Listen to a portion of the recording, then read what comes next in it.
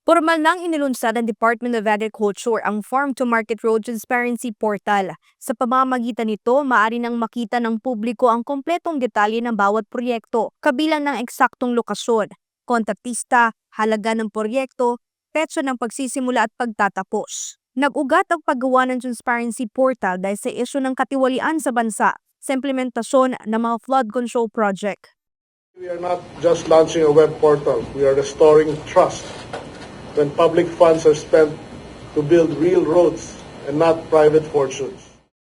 Sa Transparency Portal, makikita ang mga nauna ng mga proyektong nagawa ng ahensya gaya na lamang na mahigit 3,000 kumpletong FMR mula 2021 hanggang 2025 na nagkakahalaga ng halos 80 billion pesos. Ang kaibahan ng FMR Watch Portal sa sumbong sa Pangulo website ay maaaring mag-report ang publiko sa kalagayan ng mga proyekto sa kanilang lugar. Kinakailangan lamang magrehisto sa portal kung saan pwede nang magpadala ng mga litrato sa posibleng ghost at substandard project. Tutugunan naman ng Department of Agriculture ang mga reklamo o sumbong ng publiko sa loob ng 48 oras. Ang maganda rito, since kami may hawak ng program,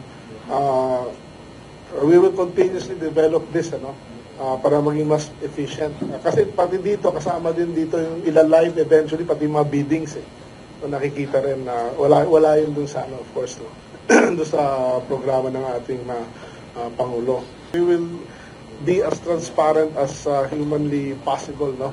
Para ayaw namin na may magkaroon ng issue.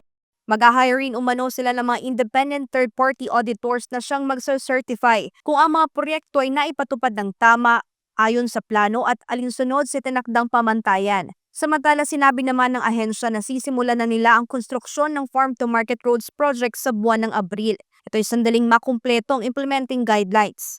Ipatutupad din ngayong taon ang mga naantalang proyekto noong nakaraang taon. Ayon kay Dave Buffett Director Christy Polido, tinatayang gagastos ang gobyerno ng humigit kumulang 15 milyong piso para sa bawat isang kilometrong farm to market road. Pero we could reduce it by 20% as mentioned earlier as mentioned previously ng Secretary, so around 12 million.